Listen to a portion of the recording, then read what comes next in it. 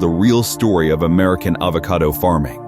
There is a fruit that has, over the past 2 decades, transformed from a regional specialty into a global commodity whose production shapes economies, strains water resources, drives deforestation in multiple countries, and generates more breakfast conversation than any other food in history. The avocado Persea americana, a member of the laurel family, native to south-central Mexico, is today one of the most economically significant agricultural products in the world. And the supply chain that delivers it from the trees of California, Mexico, and Peru to the brunch tables and supermarket shelves of the United States is more complex, more ecologically fraught, and more dependent on human knowledge than the smooth green skin of the finished product would ever suggest. In 2026, Americans consume approximately 8 pounds of avocados per person per year, a figure that has grown steadily for 3 decades and shows no signs of reversing. The United States imports approximately 2 billion pounds of avocados annually, primarily from Mexico, which supplies roughly 80% of the American market. Domestic production, concentrated in California and to a lesser extent in Florida, supplies the remainder. Behind every avocado on every plate lies a story of agricultural science, ecological consequence, market dynamics, and the particular patience that growing a tree requiring between 5 and 13 years to bear fruit from seed demands of the people who commit to cultivating it. This is that story. The avocado as a commercial crop is dominated in the American market and in global trade by a single variety, the Hass. Developed by a California mail carrier and amateur horticulturist named Rudolf Hass, who patented it in 1935, the Hass avocado has become so thoroughly dominant that it accounts for approximately 80% of global avocado production. Its advantages over competing varieties are multiple and practical. It has a longer shelf life than smooth-skinned varieties like the Fuerte. Its thick, pebbly skin protects it better during transport and storage. It turns dark as it ripens, providing a visible maturity signal that consumers and retailers can use reliably. And its flavor and texture rich, buttery, and creamy when ripe are consistently appealing across a wide range of culinary applications. Rudolf Hass's original tree, planted in La Habra Heights, California in the 1920s, bore fruit until it died of root rot in 2002, having been the source of every Hass avocado tree in existence through grafting, because the Hass, like all commercial avocado varieties, is propagated vegetatively rather than by seed. Avocado trees grown from seed do not reliably reproduce the parent variety's characteristics. Every commercial Hass avocado tree is therefore a graft. The top part of the tree, bearing the Hass variety's genetics, is joined to a rootstock from a different avocado variety, selected for disease resistance and soil compatibility. This grafting requirement means that commercial avocado production depends on a nursery infrastructure that maintains rootstock trees and performs the grafting operations that produce saleable planting stock, and that the process of establishing a new orchard involves a timeline measured not in weeks but in years before the first commercial fruit is produced. Avocado farming at commercial scale requires a combination of horticultural knowledge, infrastructure investment, and patience that distinguishes it from annual crop agriculture in fundamental ways. The grower who plants an avocado orchard in 2026 is making an investment whose returns will not begin for several years and will not reach full productive capacity for a decade or more. The decisions made at planting which rootstock to use, what tree spacing to adopt, how to configure the irrigation system will constrain and enable every management decision for the productive lifetime of the orchard, which may extend 30 years or longer in well-managed California conditions. California avocado farmers face a specific combination of challenges that reflects the particular conditions of avocado production in the state. Avocados are thirsty trees. A mature Hass avocado tree in a California orchard requires approximately 32 gallons of water per day during the growing season, and an orchard of 100 acres can consume more than 1 million gallons of water on a warm summer day. In a state where agricultural water costs have risen substantially and water availability has become less reliable as drought conditions have intensified, this water demand is the defining constraint on the economics and the sustainability of California avocado production. The harvest workforce, the workers who physically pick avocados from trees using long-handled poles fitted with cutting blades and catch bags, brings specialized knowledge to a task that machines have not yet fully replicated. Avocados do not ripen on the tree. They reach physiological maturity while still firm, and the precise assessment of that maturity testing oil content. Measuring the firmness of random sample fruit from each block requires judgment that experienced harvest supervisors develop through years of practice. A block picked too early will produce fruit that never ripens properly. A block held too long may produce fruit that is overripe before it reaches the consumer. The production cycle of a commercial avocado orchard begins with the selection and planting of grafted trees, typically acquired from certified nurseries that maintain disease-free rootstock and perform the grafting operations under controlled conditions. Grafted trees are usually planted at intervals of approximately 20 to 25 feet in each direction. Though higher density planting systems that place trees closer together to maximize early yields are being adopted by some California growers. The trees require consistent irrigation from establishment. Avocado roots are shallow and cannot access groundwater the way that deeper-rooted trees can, and a fertilization program that supplies nitrogen, potassium, zinc, boron, and other nutrients at rates calibrated to the tree's growth stage and the orchard's soil chemistry. Phytophthora root rot, caused by the soil-borne pathogen Phytophthora cinnamomi, is the most significant disease threat to avocado production and is one of the primary reasons that rootstock selection matters so much. Certain rootstocks carry meaningful resistance to this pathogen, while others are highly susceptible. Management of this disease in established orchards relies on fungicide applications, careful irrigation scheduling to avoid the waterlogged conditions that favor pathogen development, and the avoidance of soil disturbance that might spread infested soil from affected areas to healthy parts of the orchard. Avocado trees flower in late winter and early spring. Producing an enormous number of small flowers, a mature tree can produce more than 1 million flowers in a season of which only a tiny fraction will successfully set fruit. The flowers of the Hass avocado exhibit an unusual behavior called protogeny with 2 flowering types. Trees bear flowers that open first as female and later as male, with the transition occurring within a single day. This system promotes cross-pollination because the timing of the male and female phases differs across individual trees, but it means that commercial orchards benefit from having multiple trees in proximity to maximize successful pollination.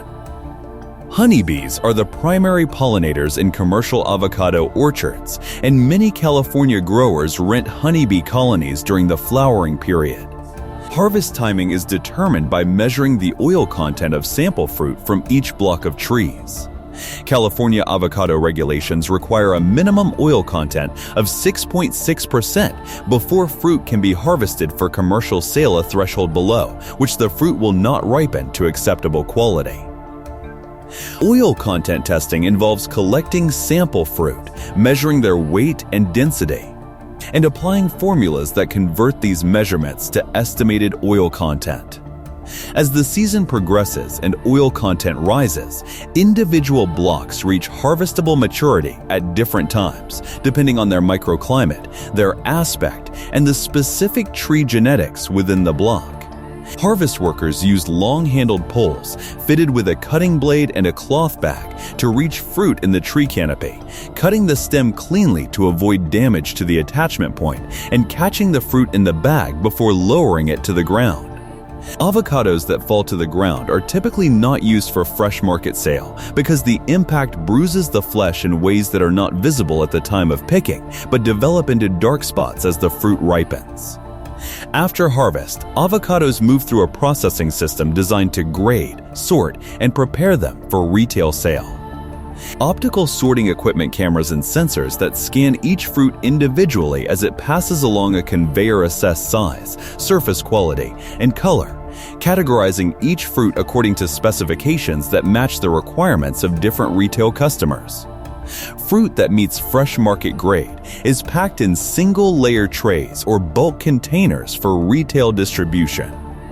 Fruit that does not meet fresh market appearance standards but has good internal quality is redirected to processing for guacamole, avocado oil, or other value-added products.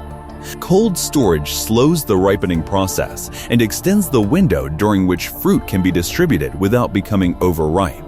And ripening rooms controlled atmosphere chambers in which ethylene gas concentrations are managed to trigger ripening on a schedule synchronized with retail delivery windows allow distributors to deliver avocados at a consistent degree of ripeness. The avocado's cultural prominence in 2026, the avocado toast, the millennial stereotype, the guacamole at the center of every party spread, somewhat obscures its genuine nutritional and economic significance. Nutritionally, the avocado is among the most complete whole foods available in the conventional grocery market. A medium Hass avocado provides approximately 322 calories, 29 grams of healthy monounsaturated fat, 14 grams of fiber, and meaningful quantities of potassium, vitamin K, folate, vitamin B6, vitamin C, and vitamin E. The fat content that gives avocados their creamy texture also enables the absorption of fat-soluble vitamins from other foods consumed at the same meal, a characteristic that nutritionists describe as nutrient bioavailability enhancement. This is a genuinely useful nutritional property that positions avocados not merely as a good food on their own terms, but as a food that improves the nutritional value of the meal context in which it appears. Economically, the avocado industry's significance in 2026 extends well beyond the grocery store. The Mexican avocado industry, centered in the state of Michoacán, supports an estimated 300,000 jobs directly in agricultural production and processing, with additional employment in logistics, packaging, and trade. Mexico's avocado exports to the United States alone are valued at more than $3 billion annually, making the avocado one of the most valuable agricultural exports in bilateral trade between the two countries. California's domestic avocado industry, while smaller in scale, supports a significant agricultural economy in San Diego, Ventura, and Santa Barbara counties, where avocado production has shaped the agricultural landscape and supported farming communities for more than a century. The avocado's rise to global commodity status has generated a set of pressures that the industry is struggling to manage in 2026, and that the consumers who drive demand have largely not engaged with seriously. Water is the most acute constraint on California avocado production. The state has experienced a series of drought years that have reduced water allocations to agricultural users. And the water intensity of avocado production, significantly higher per acre than most other tree crops grown in California, has made avocado orchards particularly vulnerable to water cost increases and allocation reductions. Some California avocado growers have responded by installing more efficient drip irrigation systems that reduce total water application. But the fundamental challenge of growing a water-intensive tropical crop in a semi-arid Mediterranean climate is not fully addressable through efficiency alone. In Mexico, the environmental consequences of the avocado boom have been more severe.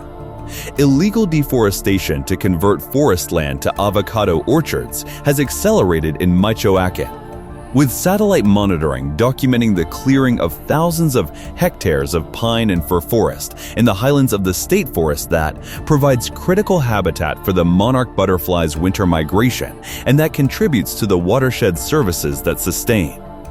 Water. Availability throughout the region. Organized crime's involvement in the Mexican avocado industry, including extortion of producers, theft of fruit from orchards, and control of distribution networks, has become a significant operational and safety concern that has attracted international attention. A suspension of United States Department of Agriculture inspection services in Michoacán in February 2022. Triggered by a threat against an American inspector, briefly halted avocado imports before being resolved, illustrating the fragility of a supply chain that depends on conditions of personal safety that cannot always be guaranteed. In 2026, deforestation monitoring and supply chain traceability have become active concerns for retailers, food service companies, and consumers who are increasingly scrutinizing the environmental and social credentials of the avocados they purchase. The avocado has been cultivated by human beings for at least 5,000 years, with evidence of avocado consumption in Mexico dating to at least 3000 BC and evidence of cultivation as distinct from wild harvest, pushing the timeline back further in some archaeological records. The Aztec name for the fruit, aguacatiel, entered Spanish as aguacate and eventually became avocado in English through a series of phonetic approximations that stripped the word of its original associations. The Aztec economy placed avocados among their most valued crops, and the fruit was consumed across a wide range of preparations that in some cases parallel how it is used today. Spanish colonizers encountered the avocado in the 16th century and brought it to Europe, where it attracted interest as a curiosity but did not achieve significant commercial cultivation because the climate requirements of the tree were not met in most of the European continent. The fruit reached the United States as a commercial crop in the early 20th century, with California emerging as the primary production region after the state's Mediterranean climate proved suitable for Hass and other varieties. The development of refrigerated transportation and the improvement of cross-country cold chain logistics in the mid-20th century made it possible to move California avocados to eastern markets in acceptable condition, beginning the expansion of national availability that preceded the dramatic demand growth of the 1990s and 2000s. The lifting of the United States ban on Mexican avocado imports in 1997, the ban had been in place since 1914, ostensibly for phytosanitary reasons, transformed the American market by making year-round supply possible at prices that California production alone could not achieve. And it triggered the development of the Michoacan avocado industry into the global force it is today. In 2026, the avocado industry is being shaped by a convergence of technological, environmental, and market forces whose combined direction will determine what avocado production looks like for the next generation. Variety development beyond the Hass is one of the most active areas of investment. The near-total market dominance of a single variety creates genetic vulnerability. A pathogen or pest that can defeat the Hass's defenses could devastate global production and consumer interest in novel flavor, profiles, and texture experiences is creating market opportunities for varieties that offer something different. Varieties under commercial development in 2026 include rootstocks with improved resistance to Phytophthora root rot and tolerance for the clay soils that limit avocado production in parts of California and other growing regions. Precision irrigation technology is advancing rapidly in response to water pressure. Soil moisture sensors network to automated irrigation controllers, combined with evapotranspiration models that estimate daily water demand based on weather conditions, are allowing growers to reduce total water application while maintaining or improving yield and fruit quality. Some California operations have reduced water use by 30% or more through precision irrigation adoption without corresponding reductions in production. The development of avocado oil as a premium cooking oil positioned against olive oil on the basis of its higher smoke point and its mild flavor has created a new processing outlet for fruit that does not meet fresh market specifications, adding value to what was previously a waste stream and improving the economics of production for growers who supply both fresh and processing markets. Sustainability certification programs for avocado production are expanding in 2026, with retailers and food service companies increasingly requiring documentation of environmental practices from their suppliers. The development of satellite-based deforestation monitoring systems that can detect land use changes in avocado-growing regions in near real time is creating accountability mechanisms for supply chains that previously lacked them. There is something revealing in the specific form of the avocado's popularity in 2026. It is consumed primarily by people who describe themselves as health conscious, environmentally aware, and ethically motivated in their food. Choice is the demographic that is most likely to read ingredient labels, to seek out certified organic produce, and to be troubled by images of deforestation or exploited agricultural workers. And it is also a food whose supply chain, in its current form, includes significant deforestation in Mexico, water stress in California, organized crime involvement in the regions that produce most of what Americans eat, and a carbon footprint associated with transportation from producers to consumers that belies its positioning as a natural and wholesome choice. This gap between the values of the consumers and the reality of the supply chain is not unique to avocados. It characterizes most of what most people eat in wealthy countries in 2026. But the avocado makes the gap particularly visible because the demographic that consumes it most enthusiastically is also the demographic that claims most loudly to care about exactly the issues that avocado production raises. The question is not whether people should eat avocados. It is whether the same attention that goes into choosing between varieties of a single food can be extended to understanding what the production of that food actually requires, and whether that understanding can generate the kinds of market and policy pressures that would make the supply chain less damaging than it currently is. The avocado's journey from a tree in Michoacan or a California hillside to the plate where it is sliced and salted takes approximately 2 weeks in the current supply chain, 2 weeks during which it is harvested, sorted, stored, transported, ripened in a controlled atmosphere chamber, distributed to a retail location, and purchased by someone who may or may not have given any thought to where it came from or what it cost to produce. In 2026, the tools that would make it possible for that consumer to know more are available and improving. Satellite monitoring of deforestation, supply chain traceability systems, certification programs, and investigative journalism that documents conditions in producing regions. What is missing is not the information, but the attention. The avocado is an extraordinary fruit, nutritionally valuable, culinarily versatile, the product of a remarkable tree whose biology has been understood and managed by human beings for 5,000 years. It deserves the kind of attention that would actually engage with what it takes to produce it. The question is whether the same culture that elevated the avocado to the status of an identity food, a food that signals something about the person who eats it, is capable of extending that engagement beyond taste and aesthetics to the harder questions about what we are willing to demand from the systems that supply what we love to eat.